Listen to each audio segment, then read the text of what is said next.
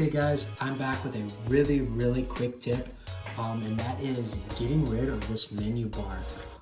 As you can see, it covers up a little bit of the screen. It may not always get in the way, but it's something I don't really like to look at while I'm out on the water. And so this is how we get rid of it, and we actually maximize our screen, make it the biggest screen possible for as much usable data.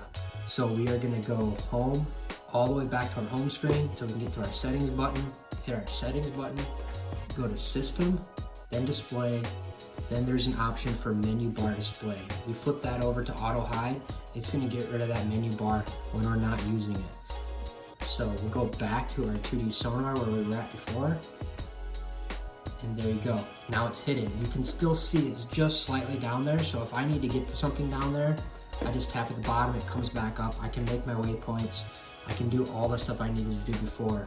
But if you leave it alone, it goes back away and we have just a little bit more information at the bottom. Super nice feature.